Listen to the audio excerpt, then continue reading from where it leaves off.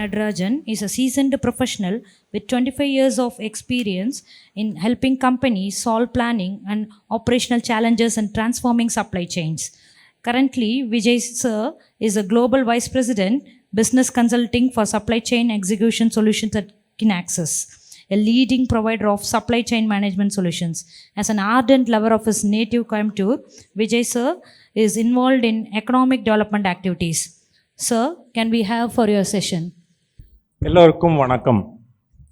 I have a different perspective that I'm wanting to share in relation to all the other speakers, and I'll share with you regarding knowledge economy and supply chain. Dr. Shine very aptly spoke about research and the need for research, extensive research. He draw back his memories back to the hundreds of thousands of years of India's legacy. Dr. Kadirvel talked about WTO and how India has subscribed to WTO, and yet all the enforcements need to happen and regulations need to happen, processes need to be put in place. And Madhavi talked about digitization of the student experience, a wonderful embarking on a wonderful mission there. So wish you grand success. And then Dr. Kalpana talked about protection and copyright laws and how those can be enforced, and how IP, intellectual property, has to be residing not only in the law profession and lawyers, but also in the hands of teachers and students. And lastly, Dr. Sendil Ganesh spoke about knowledge economy, and India is exporting several things, leading nation in exporting many different things, manufacturing specifically. India conquered this space many years ago, but IT now is one of the leading industries apart from pharmaceuticals as well. So when we talk about knowledge industry and IT, that is where I come into the picture. My career has been in the 35 years in the IT and software and technology space, working with various global companies in India, in Europe, in the North America regions, and as well as in the Southeast Asian countries. So my perspective is going to be very focused from a supply chain standpoint and what supply chain means. How many of you heard supply chain? How many of you know the term supply chain?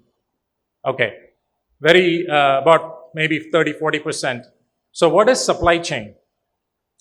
Dr. Sendil Ganesh talked about manufacturing. Manufacturing, we've achieved a feat. India has been a long leading nation, like Robert Bosch, Mahindra, Tata Motors, Bajaj, all these companies have excelled many years ago. But when it comes to manufacturing, the products need to be moving from point A to point B to point C to point D. This is what we call a supply chain. We all saw what happened during the COVID times when product was not moving. Perishables, food could not be delivered to the right places at the right countries, right locations. Similarly, consumer products could not be delivered to the right places. So we all saw those challenges.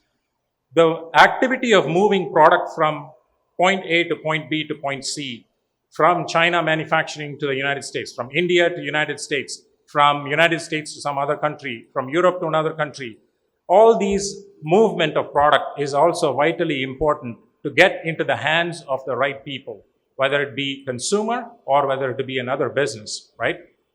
So this is what we term as supply chain. So when we talk about supply chain, there are lots of different aspects involved in the supply chains. Companies need to plan for how they're going to manufacture, how they're going to produce the products, how they're going to supply the products. That's number one. Second is also the procurement of these raw materials and components. If a factory needs to produce engines, for example, it needs many different raw materials and components. Those need to come from very different suppliers globally. And that's many folks talked about the globalization also. And all this information, not only the information, all these products need to come from various different countries into the manufacturing production facilities. Production facilities need to be planned. Capacity need to be considered. Labor needs to be considered. Manpower needs to be considered. Resources need to be considered. How do you do all these things in a very complex environment? That is where a supply chain planning software technology comes into picture. And I represent a company which is a leading planning software technology provider, supply chain management software technology provider. And When you do these complex planning activities, that is one portion of it. Then all these products need to be moved, whether it comes from the suppliers to your manufacturing facilities, or from the manufacturing facilities, it moves to a distribution center or a warehouse. And from the warehouse, it gets to the hands of you and me as consumers, or to other retailers, distributors who need to be storing those products. So there's a lot of movement of product. And so not only supply chain is focused on planning, but also focused on moving of these products from point A to point B to point C.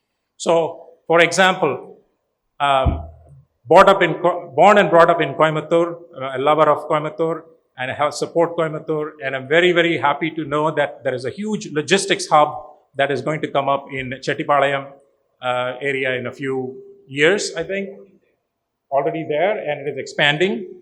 And there is also other hubs that are coming in the northwest side as well. So these logistics hubs facilitate the movement of product. That is what we call a supply chain. So now that we understand what supply chain is and how this facilitates, let me talk about how that relates to knowledge economy and how that relates to digitization. So when you think about moving of these products, moving of products does not happen automatically. Somebody needs to be informed when to move, where to move, how much to move. Simple things, right? So all these three things need to be appropriately planned. It needs to be scheduled, and the right people, right truck or rail or ocean or air transport needs to be arranged, and then goods need to be moved. So we talk about pharma, India being the pharma exporter. It doesn't happen automatically. A lot of copyrights have been, patents have been included. Pharma, India has done really, really well in ensuring those patents are protected for many, many years, because that's an industry that India has very mastered that industry. But then moving of that product is where the comes into picture. So when we talk about digitization, there is a lot of data that is there. So not only these software systems need to plan those things, plan the activities properly, but data needs to be managed. So when we think about data, as students, universities, as you learn about these supply chains, as you learn about IT, also please keep in mind not only software, but the data that goes behind the software is important. Why is it important? If you think about a manufacturing company, or like Dr. Sendil Ganesh talked about Robert Bosch here, Bosch as a manufacturing, I'll use that example, has a lot of different suppliers, lot of different logistics service providers. All those people have data in their hands. That data needs to be protected. Not only the software and the technology, but the data needs to be protected. Why? Because that data could be used as a competitive advantage to your competitors. So thriving in that, in the very fast changing economy, also means data needs to be protected. Another angle of data is where a lot of interest in technology revolutions is focused on artificial intelligence and machine learning. We talk about that, we hear about that every day. You use it, I use it, all of us use it. When we look at Google, and Google is looking at our patterns of how we are doing the Google searches, and we are automatically provided those relevant searches. So AI and ML are embedded in our daily lives. So what does AI and ML need? Lots and lots and lots of data. So how do you protect that data? Whether it is your data, your supplier's data, or your customer's data, very important to protect your customer's data. So this is also an area where I think as students, professionals, we all need to keep in mind that protecting that customer data is very, very important. For example, we can learn about data protection from other leading countries. I think Sir talked about India being a developed country in about a decade's time. Certain avenues to explore would be things like GDPR. It's called Global Data Protection Regulations, which is very prevalent in Europe. All European Union countries must protect their data, customers' data, very, very important. And those laws regarding privacy are also have become super important. I'm talking purely from a business to business perspective, and that also could apply on the consumer side, but this is more on the business to business perspective where we talk about GDPR. That's one other example. So I talked about two main areas. One is software that drives a lot of these supply chain problems and solves the problems. And second, I talked about all the data that is residing within the supply chain. And that data is not 10% or 20%. For example, I talked about Robert Bosch. Robert Bosch has a lot of data outside. It is estimated by experts that 82% of the data resides outside the company, not inside the ERP, right? So ERP has certain information, another software has certain sets of data, but outside is a lot of data that resides because your supplier knows what is the design, what is the specifications of components and raw materials, how do you protect that data? That is also becoming important. So the third area is a lot of boards within global organizations have a significant focus and targets on ESG. ESG is called environmental, social, and governance. In short, also called sustainability. Some sustainability is another word as well for it. So ESG becomes very, very important. Why? In today's economy, global consumers are looking for information on where did my product originate from? Where did my raw material originate from?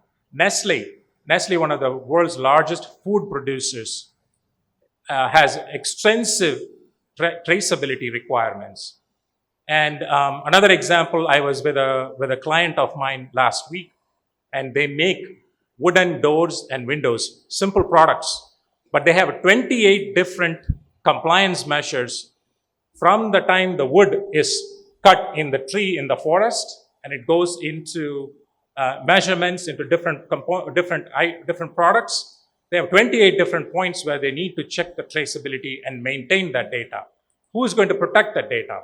So again, if you think about digitization, there is software systems, there is IT services, and then there is mainly also data that is there.